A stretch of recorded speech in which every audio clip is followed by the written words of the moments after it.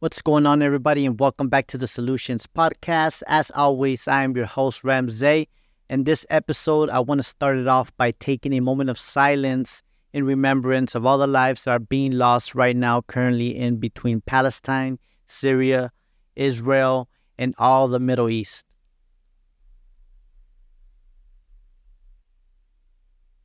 Right, so with all that being said, right now is the time that we need strong leaders.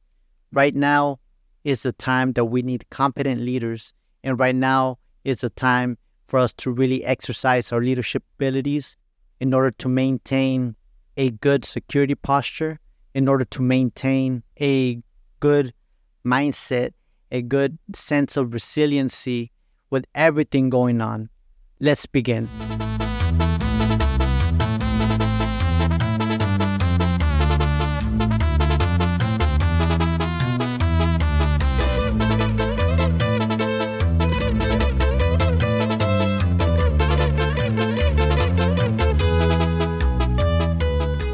I do want to start off by saying that unless you have a direct engagement with the situation, please refrain from making comments, by sharing opinions, by engaging yourself in the conversation about what's going on in the Middle East.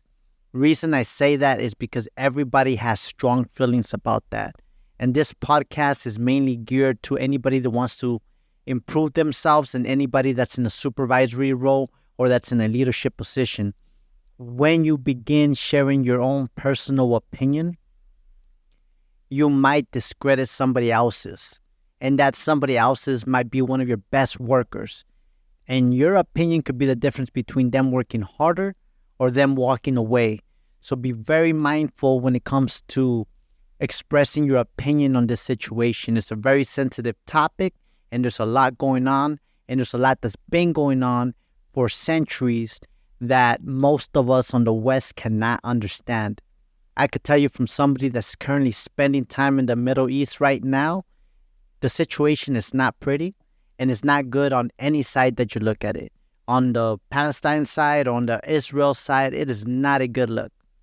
All that, I want to make this episode specifically on effective ways to exercise leadership during these hard times in a way that I use that has been proven to save me a lot of issues. I mean, I feel that 99% of the time that I use this technique, and when it comes to requesting things of others, it definitely works. It definitely works because it provides everybody with a clear, concise idea and plan of what is requested. Let me begin by asking you a question. What is your definition of leadership? Or do you even have one? Have you ever thought about it? Do you ever think about it? The answer more than likely is no. And it's okay. There's nothing wrong with that. Let me get into a story about why I'm asking this question. When I was a young man going through the army, I will tell you that I started off my career with a bang. And by that, I mean, I literally graduated boot camp, got to my first duty station and deployed, and I was out in Afghanistan within 2 months of me coming back home. Really, really, really fast. And the thing about that is that as soon as I came back, I signed up for another one. And I got back from that one and I signed up for another one. I did all this being a lower enlisted or a junior NCO or a junior leader. What is the relevance between me telling you this? Well, the reason that I'm saying it is because by the time that I was 22, 23, I had more experience than people that had been in the military for 20 years, at least more combat experience. I had a lot of experience through my young time in the military. So with that type of experience so fast and being so young, I lacked maturity. My experience was through the roof. It was untouchable. No one could tell me what to do, how to do it, because I already knew how and I knew how to do it better. And every single time that we would go through the training lanes right before going out, I had them mastered so good because I had so much experience on ground in that country. I knew that country better than I knew the back of my hand. I knew the enemy's TTPs. I knew every single thing when it came to being there. So logically, you would think that will turn you into a good leader. That means, hey, we want this guy to be leading troops. We want him to be leading troops, and we want him to be in charge of everything because he knows this place like the back of his hand. Well, guess what? I really lacked maturity. There's nothing wrong with that because experience is very, very important. There's a lot of things that you cannot do without experience, right? You could read the book on baseball, but if you never played it, you ain't going to be very good, right? So that was a big conflict that I had going through my younger time, is that I always hated on these people, this by the book type people. I always hated on them because, like, man, you don't know anything. All you do is read a book. I've been out there and done that. I have fought for the freedom of the people that have been serving in the military for 20 plus years. They are welcome. Like, I had done everything. But I needed some humbling. And luckily, I ran into a very good squad leader, and he kind of put me on check, but not really. He found a way to break through my ego. And this is the thing that I talked about in my last episode, right? Learning your boss's ego. Even though I was not his boss, he was my boss. He was supervising me, allegedly, because it's really hard to supervise somebody like that. Somebody that knows more than you do, and somebody that actually knows how to execute it. That is a very difficult task. Very, very difficult task. So he got through me, or got to me, by playing into my ego, which was amazing. Like, I give him props, and that's what I'm saying. I learned a lot of lessons through my life. So he started by giving me compliments, like, hey, man, you're on top of this, you know this. I'm glad that you're on my team because I never had to worry about what's going to happen because I trust you. I trust your decision-making process, yada, yada, yada. And I was like, yeah, cool, thank you. Yeah. You know, I was the best in my mind. And then he said, by any chance, what is leadership? And I was like, what? And he asked me again, it's like, what is leadership? He pulled me to the side and said, hey, man, what is leadership? What is the definition of leadership? Or what do you feel leadership is? And I stopped to think, and I was like, leading people, right? So that's a dumbass answer. Realistically, if you cannot articulate what you're saying, you probably shouldn't be saying it, right? So he's like, okay, that's your definition? I said, well, the ability to lead by example. I was like, okay, that's part of leadership, yeah. So all kinds of things that I was saying, I can't fully remember back then because this was like 10 years ago. But I do remember this conversation. And I knew that I did not have a very clear answer. So he said, do you at least know what the Army defines as leadership? And I said, no.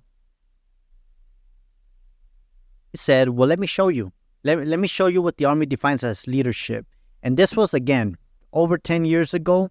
The definition changed a little bit as of last year, but the definition maintained itself for a very, very, very long time. And I'm going to give it to you guys, and I'm going to break it down in order to help you understand how you can apply this on your daily lives. So let's begin with what the Army used to define as leadership and what I've been using for over a decade in order to get my subordinates to do what I need them to do with minimal to no issues. So leadership is the ability to influence people by providing them with purpose, direction, and motivation in order to accomplish the mission and better improve the organization. And yes, I am fully aware that I am not doing this one on video, but trust me, that was straight from the dome. I have memorized that because it works so well, and it has worked so well for me. So let's break it down piece by piece. So providing purpose, direction, and motivation is not as hard as it might sound. Think about it. Purpose, giving them the reason of why they're doing what they're doing. Direction, giving them a way of doing what they need to do. And motivation, what is the outcome of their actions? What is the outcome of them performing the task and performing it well? Let's start again from the top. Purpose, providing purpose. Just like when you were a child, eventually you got to the age where that because I said so was just not good enough anymore. So take in mind that when you're dealing with adults and when you're dealing with high performing people, that's not going to work out. That because I said so, it's not going to work out. You need to give them the reason why they got to do what you're asking them to do. Now, there is exceptions. There's exceptions, of course, in emergency situations. But if you're doing everything right, you're training people right, and you're providing guidance on a weekly or bi-weekly or quarterly basis on how to operate by themselves, those situations are going to be few and far between. But for all the other ones, you want to make sure that you're telling them why they're doing what they're doing. And I'll give you a very basic and simple example, right? You can always tell somebody, hey, can you take out the trash? Yes, something simple like that will work out for most people. But for that difficult subordinate that you might have, they might have an excuse why they're not going to take out the trash, right? So you say, hey, can you take out the trash so the building doesn't smell over the weekend? Then at least they have an idea of why they're doing what they're doing. But if they're having a bad day or something's going through their mind and you say, hey, just take out the trash, and then you walk away from them, they might be in their mind thinking like, man, who is this guy to tell me what to do? Why is he making me do it when there's so many other people, so on and so forth? So something that simple, just providing them a reason of why you're doing that or why you're asking them to do that, that might help you tremendously. Direction, giving them a way of doing what they're about to do. Don't confuse this with micromanaging. There's a lot of people that micromanage their subordinates and say, hey, you have to do this exactly this way or exactly that way, and you didn't do it this way, you skipped this step, yada, yada. No, that's not what I'm talking about. What I'm talking about is giving them a way, not the way. Okay? Give them a way, not the way. Going back to the original example, try something like, hey, bro, do you mind taking out the trash before you leave for the day? It's just so it will not smell over the weekend and we don't come on Monday to a very, very stinky office. A way that I do it is I start from the back of the building and just pick up all the trash on the way out. So like that, I don't have to go outside twice to drop off the things. And I normally put a bag in the trash can after I take the trash bag out in order to save time for the next time that I got to do it. See, it's not that difficult. It is a little bit of an annoyance, or it can be an annoyance if you're doing that for every small thing. But the example that I'm giving is just a very small thing, but I'm talking about from a larger picture of how to address things that come down from the top that you might be like, I know this is stupid. But your job as a leader is also to request that information from the people above you. You have to request that information from the people above you. Because if not, then what are we there for? We're supposed to be the buffers of the bullshit. Remember that. If you're not the main dude on top, you have to be the buffer of the bullshit. That's how you're going to get your people to respect you. Now, on to the last part of the definition. It is motivation. What is the outcome of the individual performing what you're asking them to perform? What is going to be the organizational change, and how are they contributing to the overall success of the mission, the overall success of the organization? This is the information that they need. So let's kick the example back from the top.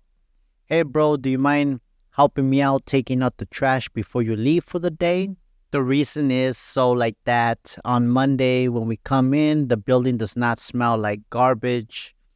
A way that I do it is I start in the back of the building and then I move to the front of the building so I do not have to go in and out the building multiple times, and I can just head out. One thing I like to do to expedite it for the next time is when I take a bag out, I put a bag underneath so we always have a bag to change it. And the overall outcome is going to be that once we come in on Monday, we're able to get straight to work and we don't have to deal with the small things in order to fix it. We don't have to deal with a smelly office, and we don't have to deal with the boss being upset once they get in. We just start fresh, especially from coming off the weekend. Now we have established the three things: the purpose of why they're doing what they're doing, direction, a way of doing what they're doing, and motivation is what is the overall outcome of it. Or another thing as you could use as motivation is what do they get out of it? What do they get out of doing it? Because sometimes we ask people to do things that are just not pleasant. So what do they get out of it? You could add to that, hey man, you do it this week, you won't have to do it for the rest of the month, man. Help me out. Things like that. Or whichever way, right? Just everything is all situation dependent. Now let's move on to the second part of the definition, which is in order to accomplish the mission and to improve the overall organization. That is something that is more on your level than it is with them, right? You got to understand, why are you telling them what you're telling them to do? In other words, what you're asking, is it going to help the overall mission of your organization? Is it going to help the overall results? If it's not, then you should really ask yourself, why am I asking for this task to be complete? And the other thing is to improve the overall organization.